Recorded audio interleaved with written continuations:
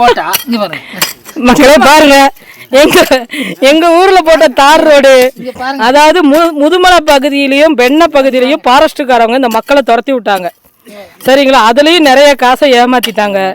இவங்களை கொண்டு வந்து இங்க போட்டு இங்கேயும் வந்துட்டு அத்தனை கோடிக்கு ரோடு போடுறேன், இத்தனை கோடிக்கு ரோடு போடுறேன்னு சொல்லிட்டு இங்க பாருங்க என்ன லட்சணத்துல போட்டிருக்காங்கன்னு.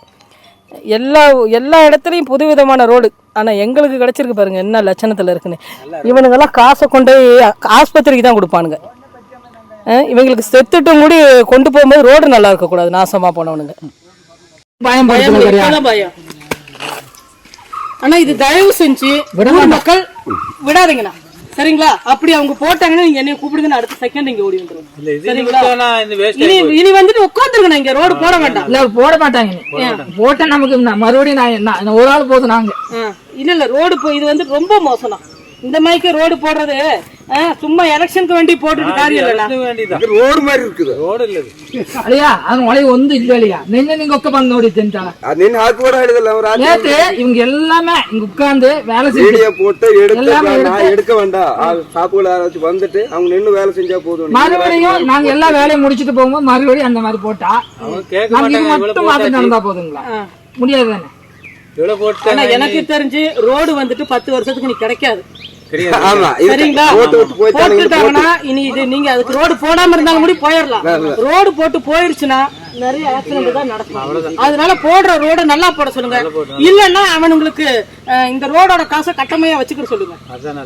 சந்தோஷமா வச்சுக்கிட்டு அந்த காசை வச்சுட்டு அவன் குடும்பமே நல்லா இருக்கட்டும். ரோடு போட்டோன்னு இருக்கிற பிரச்சனை வேண்டாம். ரோடு போட்டு நீங்களா சாகிறதுக்கு போடாம இருக்கிறது பெட்டர்.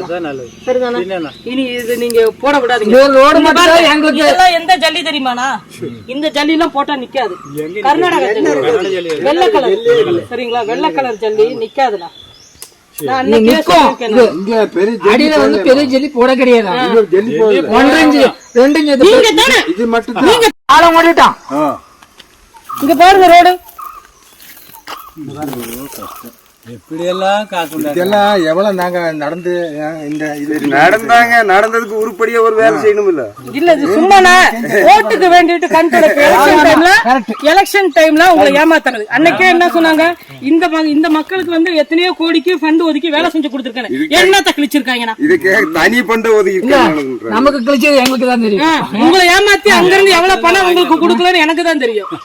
என்ன கிழிச்சாங்களோ எங்களுக்கு தெரியும். அங்கேயும் ஏமாத்திட்டாங்க, இங்கேயும் பாக்கி இருக்கு.